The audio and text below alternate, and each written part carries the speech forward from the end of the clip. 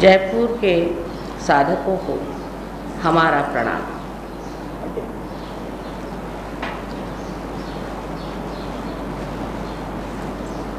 श्री कृष्ण ने 3 तरह के लोग संसार में बताए हुए हैं, जिन्हें कि वे तामसिक, राजसिक और सात्विक कहा करते थे। तामसिक वो लोग होते हैं कि जो अच्छा और बुरा, शुभ अशुभ कुछ भी नहीं पहचानते, पर अधिकतर अशुभ के ही ओर दौड़ते, अधिकतर गलत चीज़ों के ओर दौड़ते। जब वो अति इसमें घुस जाते हैं तो भूत विद्या, प्रेत विद्या, श्मशान विद्या आदि चीज़ों से अभिभूत होकर उसी की ओर उनका आकर्षण रहता है। और जो लोग राजसिक होते हैं, जैसे कि हमारे पाश्चिमात्य देशों में है, वेस्टर्न कंट्रीज़ में है, और अब हम लोग भी उनकी जैसे बन रहे हैं, बहुत ज़्यादा इंटेलेक्चुअल्स होने की वजह से और उनकी बातें सीख करके काफ़ी हम में भी उनकी आदतें आ गई हैं कि वो लोग अच्छा और बुरा दोनों का अंतर नहीं जान पाते। उनके लिए सभी अच्छे हैं और सभी बुरे हैं, ये अंतर वो जान नहीं पाते और अहंकार के बूते पे ही वो जीते हैं। कोई चीज़ उन्हें पसंद आ जाए तो वो अच्छी है, जो ना पसंद आ जाए वो बुरी है। तीसरे लोग होते हैं जिन्हें कि मैं साधक कहती हूँ। ये सात्विक प्रकृति के लोग होते हैं। सात्विक का मतलब ये नहीं कि वो कठोर तपश्चर्या करते हैं, खान पीन का विचार करते हैं आदि। ये तो सात्विक आदमी जो होता है कि वो अपने अंदर एक संतुलन बनाए रहता है, किसी भी अति पर, एक्सट्रीम पे नहीं जाता, किसी भी अतिशयता पे नहीं आता है। कोई भी चीज़ में अति पर न जा करके अपने विवेक बुद्धि से जो अच्छी चीज़ होती है उसे स्वीकार करता है। ऐसे लोग साधक कहलाए जाते हैं, क्योंकि वो एक बात पर ज़रूर आकर रुक जाते हैं कि आखिर हम इस दुनिया में किस लिए आए। ये सवाल उनको बार बार खटकता है कि इस संसार में परमात्मा ने हमें जो जन्म दिया है वो किस लिए, इसका कुछ न कुछ अर्थ लगना चाहिए, कुछ न कुछ मतलब निकलना चाहिए। उनके अंदर जब ये भावना जागृत हो जाती है तब कहा जाता है कि वो एक साधक की तरह से खोज रहे हैं कि इस दुनिया में दिखने वाली माया से भी कोई चीज़ परे है या नहीं। और इस पर अपने देश में परंपरागत हज़ारों वर्षों से लोगों ने बहुत कुछ आख्यान लिखे हैं और बहुत सारे सत्य हमारे सामने रखे हुए हैं। क्योंकि हमारा देश एक विशेष रूप से बनाया गया, ये देश योग भूमि है। इसी देश में बड़े बड़े महान संत साधु अवतरण हुए, क्योंकि ये देश इसी कार्य के लिए बनाया गया है। ऐसा कहा जाए तो प्रदेश में हम देखते हैं कि लोग बहुत उन्नति कर गए हैं और बहुत बढ़ गए हैं और सोचते हैं कि उन्होंने बहुत कुछ पा लिया। ये बड़ी भारी गलतफहमी हमारे अंदर है। संसारिक चीज़ों को पाने से मनुष्य आनंद को नहीं पा सकता। ये आप स्वयं जा कर के वहाँ देख सकते हैं कि हम लोग उनसे कहीं अधिक सुख में और आनंद में हैं। कम से कम यहाँ प्रेम की भावना कितनी ज़बरदस्त है और आपस में उस प्रेम की भावना से हम लोग अभी भी काफ़ी संतुलित जीवन व्यतीत कर रहे हैं। पर अगर आप प्रदेश में जाके देखें तो आपको आश्चर्य होगा कि मैं बताऊं, इंग्लैंड में हर हफ्ते में 2 बच्चे माँ बाप मार डालते हैं, जो कि उनके लीगल बच्चे हैं, उनके कोई गलत बच्चे नहीं। माँ बाप अपने बच्चों को, 2 बच्चों को प्रति सप्ताह मार डालते हैं। इस तरह की चीज़ हम लोग सोच भी नहीं सकते कि बच्चों को मार डाला जाए। हालांकि यहाँ इतने बच्चे होते हैं, वहाँ तो सिर्फ 1 ही 2 बच्चे होते हैं, पर उस पर भी वो अपने बच्चों को मार डालते हैं, क्योंकि उनसे बर्दाश्त नहीं होता, मुझे पसंद नहीं है बच्चों की तकलीफ़, तो उनको मार डालते हैं। ऐसी इतनी चीज़ें वहाँ होती हैं जिसका हमें अंदाज़ नहीं, हम जानते नहीं हैं। कारण ये है कि जब आप मशीन के सहारे चलने लग जाते हैं तो आपका भी हृदय मशीन के जैसे हो जाता है और उसके अंदर का जो व्यक्तित्व है वो भी उसी तरह से कहना चाहिए कि बिल्कुल सूखता हुआ, निष्प्राण इस तरह से काम को करता है जैसे एक मशीन बगैर सोचे समझे किसी भावना के ही हर काम को कर सकती है। उसी प्रकार मनुष्य हो जाता है। अब मैं अगर ये बात कहूँ तो आपको लगेगा कि माँ कहाँ की पुरानी बात कह रही, लेकिन मैं तो वहाँ रहती हूँ और रोज़मर्रा देखते हुए मुझे बड़ा आश्चर्य होता है कि इन लोगों ने ये स्थिति प्राप्त करके उसे आत्मसात भी कर लिया और उसमें रह रहे, लेकिन उनमें ज़रा सा भी सुख या शांति का लवलेश भी नहीं।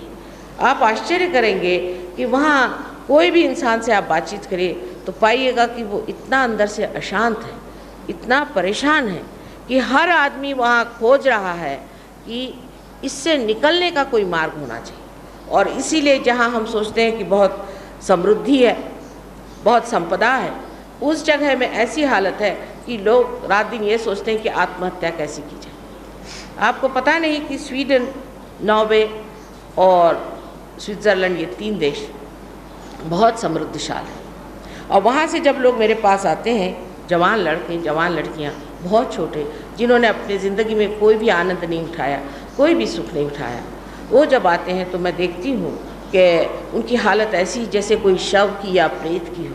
मैं पूछती, भाई तुम लोग करते क्या हो, ऐसी तुम्हारी हालत क्यों? कहते कि हम तो माँ यही सोचते रहते हैं कि आत्महत्या किस प्रकार की जाए।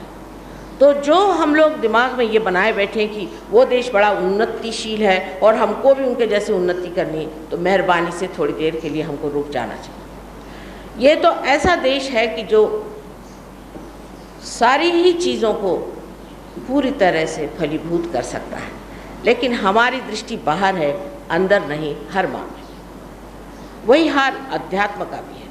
अध्यात्म अंदर से पाने की चीज़ है, बाह्य से नहीं। कोई लोग सोचते हैं कि हम गेरुआ वस्त्र पहन के घूमें तो परमात्मा मिल जाएंगे। कोई सोचते हैं कि हम भगवान का नाम सुबह से शाम लेते रहें तो परमात्मा मिल जाएंगे। जहाँ देखिए वहाँ इस तरह के लोगों की कल्पनाएं परमात्मा के बारे में हो गई। कोई लोग सोचते हैं ये खान पीन छोड़ो तो मिल जाएगा, वो करने से मिल जाएगा। बाह्य से परमात्मा मिलना कहीं भी वर्णित नहीं है। किसी भी धर्म में बाह्य से परमात्मा मिलना वर्णित नहीं। यही कहा गया है कि बाह्य से ज़रा सा चित्त को हटाने के लिए अगर आप कोई ऐसा प्रयोग करें तो वो फलीभूत हो सकता है, लेकिन बाह्य के आवरणों से आप आत्मा को प्राप्त करिएगा, ऐसा कहीं भी लिखा नहीं। तो इसे अंदर ही पाना। कहे नानक बिन आपा चीने मिटे न भ्रम की काई। सबने कह दिया कि जब तक अपने आत्मा को प्राप्त नहीं करिएगा तब तक भ्रम आपका जा नहीं सकता। माने ये कि जो आज आपके मानवीय चेतना में, इस ह्यूमन अवेयरनेस में जो भी कुछ आप जानते हैं उससे परे कुछ और जानने का है। उसे जानने के लिए आपको पहले आत्मा को प्राप्त करना चाहिए। बुद्ध ने तो यहाँ तक कह दिया कि आप परमात्मा की बात मत करिए, वो तो दूर की बात है, पहले आत्मा ही की बात करो, क्योंकि जब तक आत्मा को नहीं प्राप्त करोगे तो ये बेकार की बातों से लोग दुनिया भर की चीज़ें करते रहेंगे और असलियत पे नहीं रहेंगे। यानी वहाँ तक उनको लोग कहते हैं कि वो अनिश्वरवाद था। उसी प्रकार महावीर जी ने भी यही प्रयत्न किया, समकालीन थे, उन्होंने दोनों ने यही प्रयत्न किया, चलो थोड़ी देर छोड़ी दो, सिर्फ आत्मा ही की बात। जब आत्मा को प्राप्त करोगे तब फिर हम परमात्मा की बात करेंगे, उससे पहले उसकी बात करना व्यर्थ ही है, क्योंकि जिसके पास आँख ही नहीं उसके पास रंग की बात क्या की जाए। लेकिन ये सब होते हुए भी, इतनी असलियत होते हुए भी, हम लोग जो कि इस भारतवासी हैं और जो कि इस भूमि पर, इस योग भूमि पर पले हुए हैं, जो कि इतनी महान भूमि है कि इसका वर्णन नहीं करा जा सकता, हम लोग इससे अपरिचित रह गए। वजह ये हुई है कि हमारे ऊपर अंग्रेज़ों का राज्य आ गया, अंग्रेज़ों ने हमारे पर छाप डाल दी, हम खुद ही अंग्रेज़ होने के फिक्र में लगे हुए हैं। जब तक स्वतंत्रता नहीं थी तब तक कुछ भला था हाल, अब तो जब से स्वतंत्रता हो गई तो हम लोगों के बेअंदाज तरीके शुरू हो गए कि हम उसी चक्कर में फंसना चाहते हैं जिसमें ये लोग घूम रहे हैं। लेकिन जैसे कि कोई विशाल वृक्ष खड़ा हो जाए और वो अपने जड़ों को न जाने, उसी प्रकार इस सृष्टि की आज हालत है। ये सारा जो उन्नति पथ पे चला हुआ पाश्चिमात्य देशों का समूह है, ये सिर्फ एक विशाल वृक्ष के जैसा है जिसने अपने जड़ों को नहीं जाना अंदर से, और इसके जड़ों को जानने का कर्तव्य हमारे ऊपर है, क्योंकि हम ही ने शुरू से जड़ों की बात की है और जड़ों के बारे में हम ही को ज्ञात है। परंपरागत हम देखिए तो 14,000 वर्ष पूर्व से ही मार्कंडेय ने, जिसने कि बड़ा तपस्या का और त्याग का अनुदान दिया था, उन्होंने कुंडलिनी की बात 14,000 वर्ष पूर्व की थी। और हमारे यहाँ इंद्र को कहते हैं 16,000 वर्ष पूर्व आत्म साक्षात्कार हुआ था। ये हमारी परंपरा इस देश की है। हमने हमेशा जड़ों को खोजा है।